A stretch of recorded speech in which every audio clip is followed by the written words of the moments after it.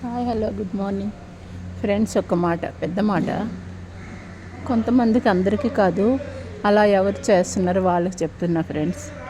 గుడిలో కూర్చొని చెప్తున్నా, ఊరికి నేను చెప్పట్లే, నిజం చెప్తున్నా. ఎవరైనా ఎదిగినా బాగుపడినా, ఎవరైనా వాళ్ళ మటుకు వాళ్ళు వాకింగ్లు చేసుకొని, ముసలోళ్ళు కానీ ఏజ్లో ఉన్నోళ్ళు కానీ ఎవరైనా ఆనందంగా ఉంటే వాళ్ళు చూసి మనం ఆనందపడాలి, కానీ వాళ్ళు చూసి మనం ఎప్పుడు బాధపడకూడదు. ఎందుకంటే ఏజ్లో వెళ్ళాల్సిన పనులు ఏజ్లో చేయాలి. గుళ్ళకి వెళ్ళాలన్నా, చేయాలన్నా, గోపురాలకు వెళ్ళాలన్నా ఒక ఏజ్లో వెళ్ళాలి. ఈరోజు ఎందుకు ఇలా అంటున్నానంటే, కొన్ని కారణాల వల్ల ఇప్పుడు నెల రోజులు నేను గుడికి రాలేకపోయాను. కొంతమంది ఏడుపులు ఎదిగిపోతున్నారు, బాగుపడిపోతున్నారు. నీకు ఓపిక ఎక్కువ, నువ్వు బండి ఉంది, నువ్వు వెళ్ళిపోతావు గుడికి. ఏడుపుల వల్ల ఒక వీడియో చూసారంటే చాలు ఏడుపులు. అబ్బా బాగానే ఉంది, బాగా ఎదిగిపోయింది, బంగారాలు వేసుకుంటే ఏడుపులు.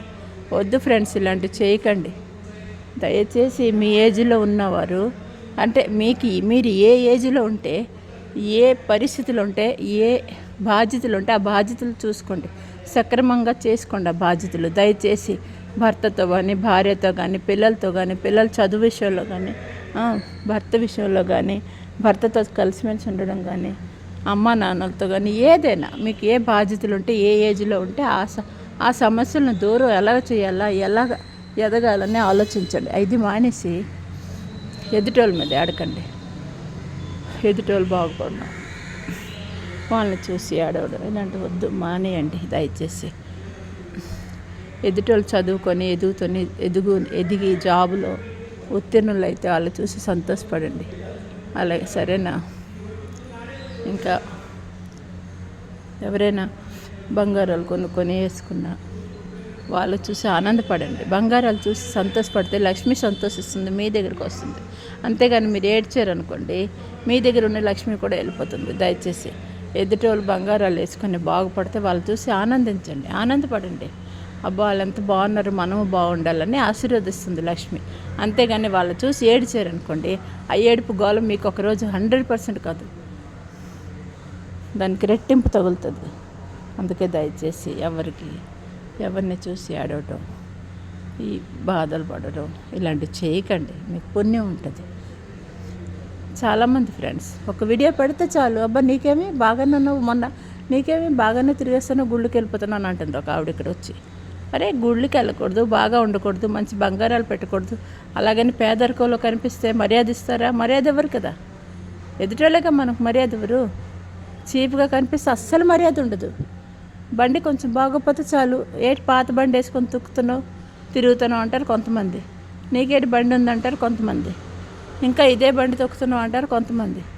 అరే బాగుపడినా చూడకపోతే, బాగుపడకపోయినా చూడలేకపోతే ఎలా ఫ్రెండ్స్ బ్రతుకుతారు ఎదుటోళ్ళు?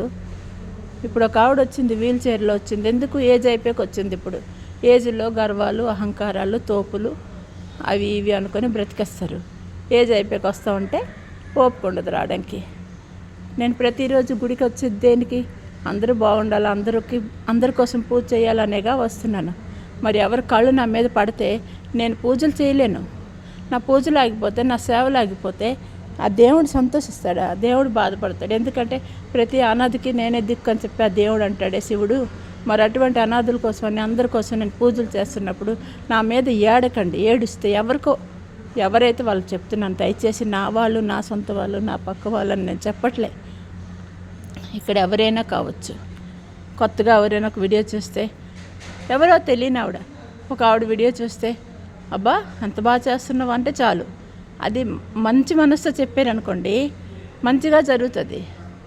ఒక కుళ్ళుతో దీంతో చెప్పారనుకోండి, అది బాగుపడదు. ఎదుటోళ్ళు బాగున్నప్పుడు మనం ఆనందించాలా. అరే మన వాళ్ళే కదా, మనకు తెలిసిన వాళ్ళే కదా, మన దూర బంధువులే కదా, మన వీధిలో వాళ్ళే కదా, మన ఊర్లో వాళ్ళే కదా అని సంతోషపడలే. ఇక్కడ సేవ చేస్తున్నానంటే ఇక్కడ వాళ్ళు అందరి కోసమే కదా చేస్తున్నాను నేను. ముంబై వాళ్ళ కోసమే కదా చేస్తున్నాను, ఈ నెరూరు వాళ్ళ కోసమే కదా చేస్తున్నాను. నువ్వు మా ఊరు దాన్ని కాదు అంటారు. మీ ఊరు దాన్ని కాక పైదేశం నుంచి వచ్చానా సేవ చేయడానికి? అమ్మవారి ఆశీర్వాదం ఉంటేనేగా ఇక్కడికి వచ్చేది, సేవ చేసేది. ఇక్కడికి వచ్చి సేవ చేస్తున్నానంటే అమ్మవారి ఆశీర్వాదం వల్లేగా చేస్తున్నాను. మరి అటువంటిప్పుడు దయచేసి ఇటువంటి మాట్లాడొద్దు ఎవరికైనా. మీ వల్ల, ఎవరి వల్ల నాకు ఏ హాని జరగకూడదు, ఎటువంటి కష్టం జరగకూడదు.